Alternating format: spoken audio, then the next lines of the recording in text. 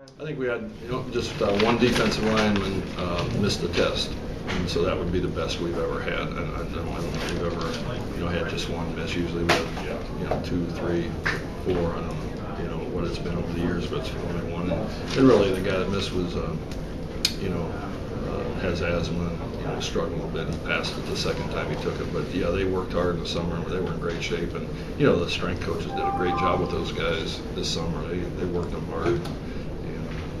Really, the guys ran pretty good.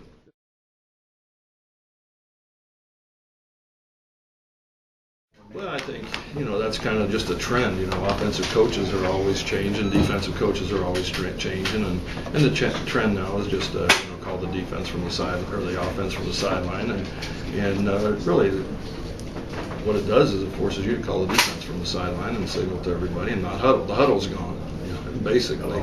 Nobody's in a huddle anymore. Used to, that was the first thing you taught. When you'd have your first meeting with the defense, nobody gets in a huddle anymore. So, but it's it's real. And we saw it a lot last year, throughout the year. I mean, everybody, a lot of people have done it for a long time. It's not something that's new. It's just more now.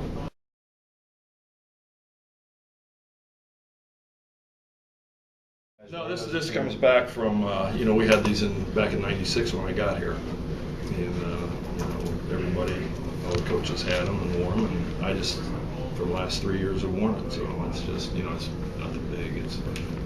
Usually it's down tucked in. I don't know what's doing out here. Maybe I wanted to just shoot fires, but yeah, but it's it's something really like I think Fred Puggich actually started in '96 and.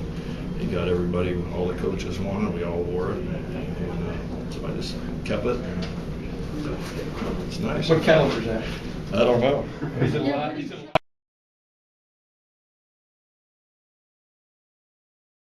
It's all, to me, the spread affects everybody to a degree. I mean, they're going to spread you out. Like you all know it. I mean, we saw it 7 times last year, and we're going to see it 7 times this year, and it's something that everybody has some form of. It affects the biggest thing it affects is open field tackling. I mean, you're going to spread you out, and you're going to dish the ball off to somebody, and it's there's a lot of different phases of it. Every spread offense is different. Some of them can run the ball or like to run the ball. Some like to throw the ball, like Purdue. They're gonna try and throw it a little bit more, and Northwestern maybe try and run a little bit more. Then you got Illinois, who's got a quarterback that can run. That adds a dimension to it. And then you got the hurry up. They have different tempos where it's real fast, kind of fast, look where they run up, and then look. So a lot of aspects. Then you get the option involved with it. Which you can go back, back to the veer, and that was a aspect that was tough enough in itself. But they had the option to it, and there's a lot of aspects of it, and it's a scoring offense. Do you be glad as C doesn't run the spread? Oh, they probably will. Why do you say that? What? I mean, I think everybody's kind of running to some form of it anymore. I think you're seeing even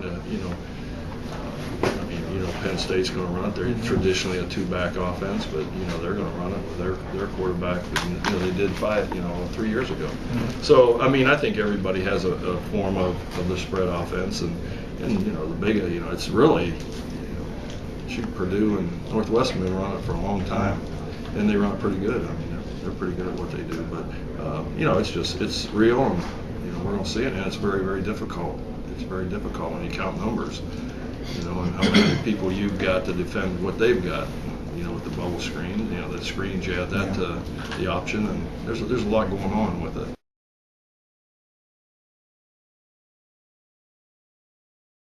Well, Jamal, is a guy that, we look at out there, and, Tyler Muller's a guy that we could look at out there, and then, Chim is a guy that,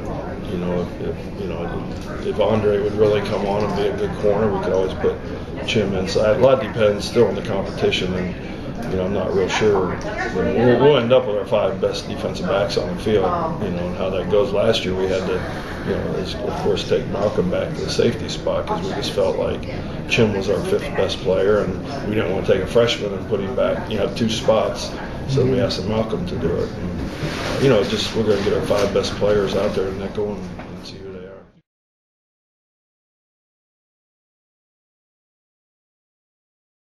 what's? I think probably the talk of the, camp now, I'm a coach, so Yeah. I mean, I know a little bit, of the deficiencies, but the guy that's probably standing out in camp, if you watch a scrimmage or you watch his practice, is Thaddeus. He's got good speed and he can make plays and he's been noticeable now. There's discipline involved, so I see, he's got a long way to go to fit into our defense, but I'd say he's probably the guy that the buzz. He's been active and he's been making plays and gives us some speed.